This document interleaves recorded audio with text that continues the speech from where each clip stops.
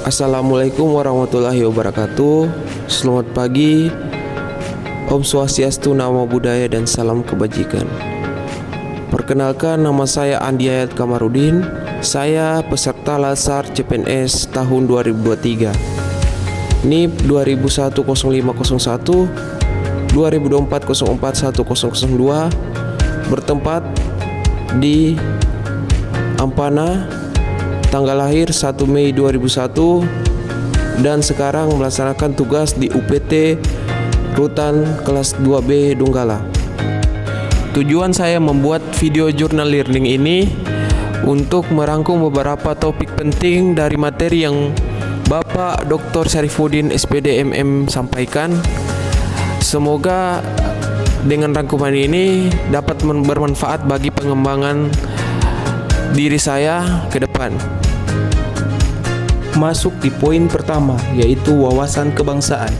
Wawasan kebangsaan adalah cara pandang bangsa Indonesia dalam rangka mengelola kehidupan berbangsa dan bernegara yang dilandasi oleh jati diri bangsa dan kesadaran terhadap sistem nasional yang bersumber dari Pancasila, Undang-Undang Dasar Negara Republik Indonesia tahun 1945, Negara Kesatuan Republik Indonesia, dan Bhinneka Tunggal Ika, guna memecahkan berbagai persoalan yang dihadapi bangsa dan negara demi mencapai masyarakat yang aman, adil, makmur, dan sejahtera.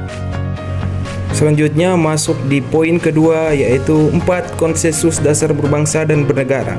Yang pertama adalah 1. Pancasila. Selain berfungsi sebagai landasan bagi kokoh tegaknya negara dan bangsa, Pancasila juga berfungsi sebagai bintang pembantu atau Letsar, sebagai ideologi nasional, sebagai pandangan hidup bangsa, sebagai perekat atau pemersatu bangsa, dan sebagai wawasan pokok bangsa Indonesia dalam mencapai cita-cita nasional. Yang kedua, Undang-Undang Dasar 1945. Naskah UUD 1945 dirancang sejak 29 Mei sampai 16 Juli 1945 oleh BPUPKI. Pada masa itu, Insinyur Soekarno menyampaikan gagasan dasar pembentukan negara yang beliau sebut Pancasila. Gagasan itu disampaikan di hadapan panitia BPUPKI pada sidang perdana mereka tanggal 28 Mei 1945 dan berlangsung pada tanggal 1 Juni. Setelah dihasilkan sebuah rancangan Undang-Undang Dasar, berkas rancangan tersebut diajukan ke Panitia Persiapan Kemerdekaan Indonesia atau PPKI dan diperiksa ulang. Dalam sidang pembahasan terlontar beberapa usulan penyempurnaan. Akhirnya, setelah melewati perdebatan, maka dicapailah persetujuan tersebut. Yang ketiga adalah Bhinneka Tunggal Ika. Bhinneka Tunggal Ika merupakan rumusan yang telah memberikan nilai-nilai inspiratif terhadap sistem pemerintahan pada masa kemerdekaan dan bahkan telah berhasil menumbuhkan rasa dan semangat persatuan masyarakat Indonesia. Itulah sebab mengapa akhirnya Bhinneka Tunggal Ika diangkat menjadi semboyan yang diabadikan lambang NKRI di Garuda Pancasila. Yang keempat, yaitu Negara Kesatuan Republik Indonesia. Keberadaan Negara Kesatuan Republik Indonesia tidak dapat dipisahkan dari peristiwa proklamasi kemerdekaan 17 Agustus 1945. Karena melalui peristiwa proklamasi tersebut, bangsa Indonesia berhasil mendirikan negara, sekaligus menyatakan kepada dunia luar bahwa sejak saat itu telah ada negara baru, yaitu Negara Kesatuan Republik Indonesia. Selanjutnya masuk di poin berikutnya, yaitu 4 identitas dan simbol negara. Yang pertama adalah bendera. Bendera Negara Kesatuan Republik Indonesia yang selanjutnya disebut bendera negara adalah Sang Merah Putih. Bendera negara yang dikibarkan pada proklamasi kemerdekaan bangsa Indonesia tanggal 17 Agustus 1945 di Jalan Penggasan Timur nomor 56 Jakarta disebut bendera pusaka Sang Saka Merah Putih. Bendera pusaka Sang Saka Merah Putih disimpan dan dipelihara di Monumen Nasional Jakarta.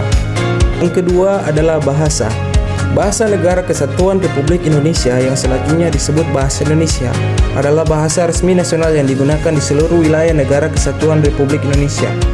Bahasa Indonesia yang dinyatakan sebagai bahasa resmi negara pada pasal 36 Undang-Undang Dasar Negara Kesatuan Republik Indonesia tahun 1945 bersumber dari bahasa yang diikrarkan dalam Sumpah Pemuda 28 Oktober 1928 sebagai bahasa persatuan yang dikembangkan sesuai dengan dinamika peradaban bangsa. Yang ketiga, lambang negara.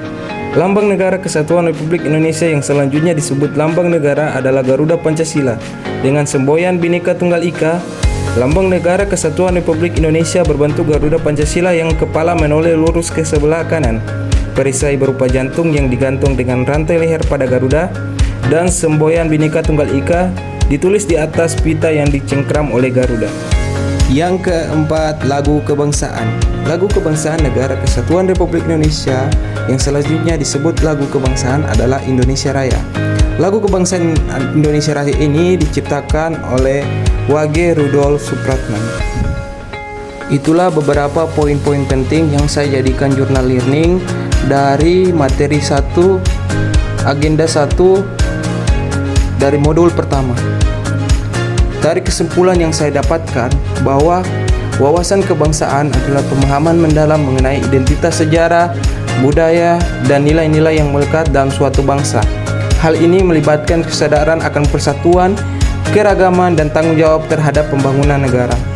Kemudian, bendera negara Sang Merah Putih, bahasa Indonesia, lambang negara Garuda Pancasila, dan lagu kebangsaan Indonesia Raya merupakan 4 identitas dan jati diri bangsa Indonesia.